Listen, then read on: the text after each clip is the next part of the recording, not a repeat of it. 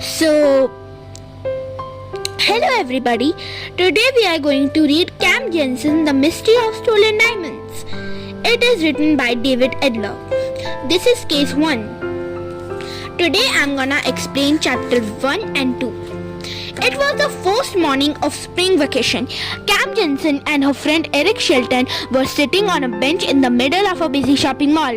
While Eric's mother was shopping, they were watching baby brother Howie and they were playing a memory game.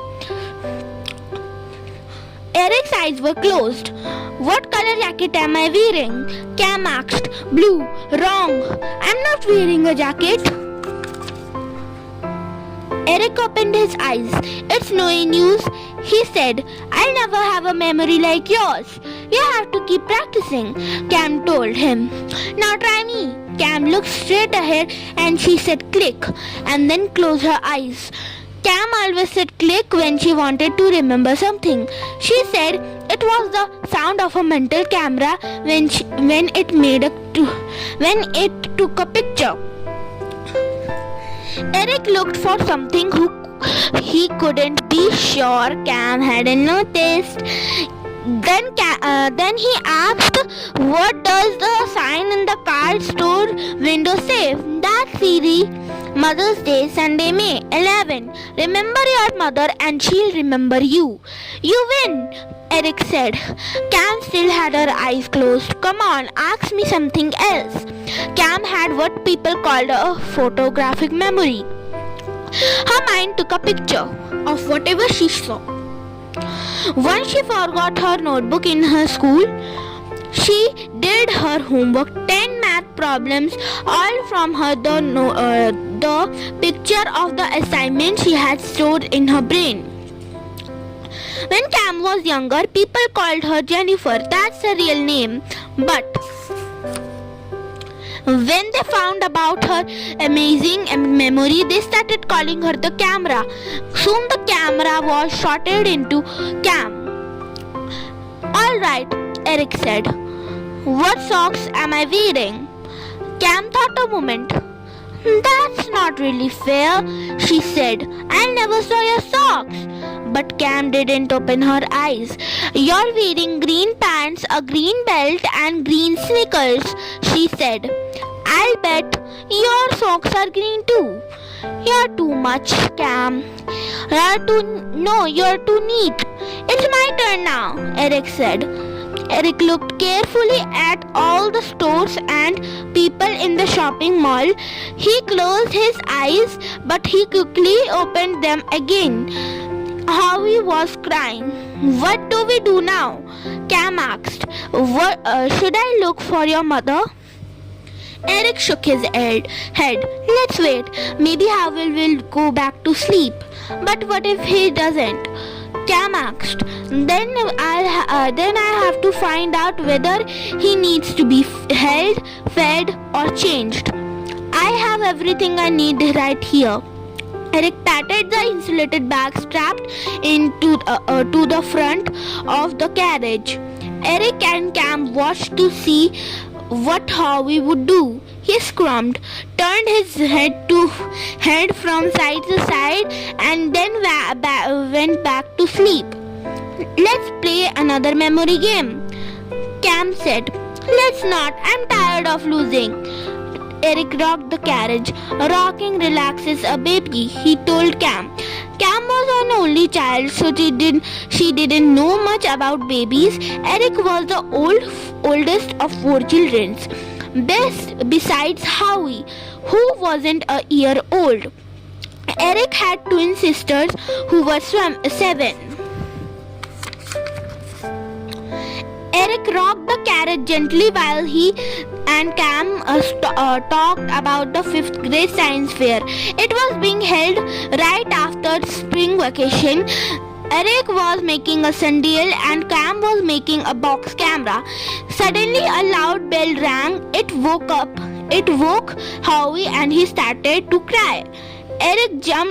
Cam jumped on the bench. "It's Parker's jewelry store," she yelled.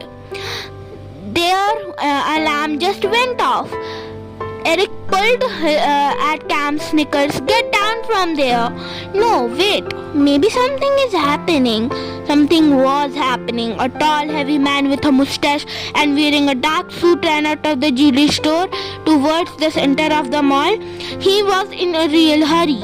He pushed people aside, including Eric. Cam looked straight at the man and said, "Click." Chapter 2. The man kept running and caused a great commotion. He was bumping into dozens of people. He left a path of angry shoppers from the Parker jewelry store halfway through the shopping mall. "Come back here, young man," one woman shouted, "and pick up all my packages." Another woman dropped a bag filled with groceries. Eggs broke. Tomatoes and cucumbers were rolling in all directions. If he was trying to get away, Cam asked, why didn't he run one of the exits? What? Eric wasn't really listening. Howie was still crying and Eric was trying to calm him. Just then a couple came out of the jewelry store. "Look," Cam said. They were inside when the alarm went off. A small crowd had gathered. Cam was standing on the bench. From there, she had a good view of the entrance to Parker's. The couple walked towards the nearest exit. The man was wearing a dark suit. He was tall, and so was the woman with the baby. She was holding what looked like the baby, wrapped in a pink blanket. There, baby." The woman was saying, "Don't cry, it's all over now, don't cry." The man was holding a very large pink and blue baby rattle. He was urging the woman to walk faster. Cam looked straight at them as they walked past and said, "Click." When Eric saw two old women coming out of the store, "Look," he said, pointing. They were in there too when the alarm went off. The women were upset. One was clutching her heart. The other was leaning towards and holding a cane with both hands. She walked as if the cane were only thing keeping her up. The woman sat down on the bench nearest Cam and Eric. "Oh my! Hi!" The woman holding her heart said, "I never had I live through that." The other woman just sighed. Cam watched the entrance of Parker's while longer. No one else left the store. When she was someone inside, shut the door and hang a sign inside the window. The sign said, "Sorry, we're closed." "I wonder what happened," Cam said as she got down from the bench. Eric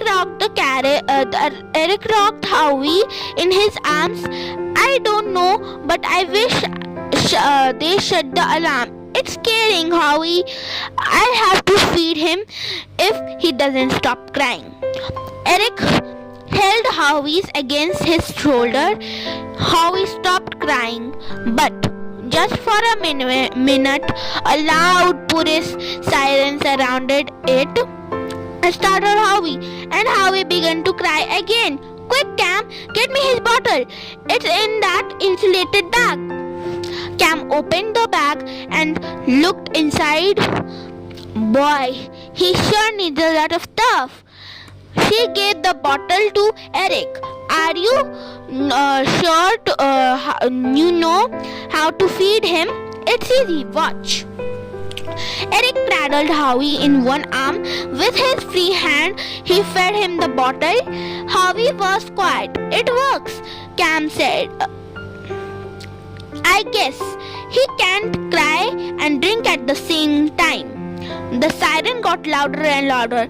They must have called the police. Cam said she watched as the police car turned into the mall parking lot and slowed down. It stopped in front of the Parker Julie store. Both front doors, the car opened. Two policemen got out and went inside Parker's. A moment later, the alarm over the store stopped ringing. They better hurry, Cam said, or they won't catch the man who ran out. The police did hurry. In a very short time, they came out of the Parkers. They went over to the people standing outside the store. Please, we need your cooperation. One of the policemen said, "Did you see a man running from here?" Everyone started yelling at once. "Yes, I saw him. He was tall, heavy." No, he was short and thin. He had a mustache. He was wearing an ugly green tie. Ugly? I like that tie. I have the same one at home. The policeman held up his hand for quiet. "Did any of you see which way he went?" "I did," one woman called out. "He already knocked me down." She put her hands on her hips and waited to make sure that everyone was listening. "He went that way." She pointed toward the center of the mall. One policeman ran to the center of the mall. The other reached into the car. He pulled out a police phone and spoke into it. "Robbery reported at Parker's Julie store. Hamilton shopping mall. Suspect wearing dark suit and green tie. We last seen running towards the Stage Street exit. Please send car to the stage and Fulton to help appearance. 10-4 Central." He reached into the car and replaced the phone. Then he ran towards the center of the mall. So chapter 1 and chapter 2 are completed. So bye bye.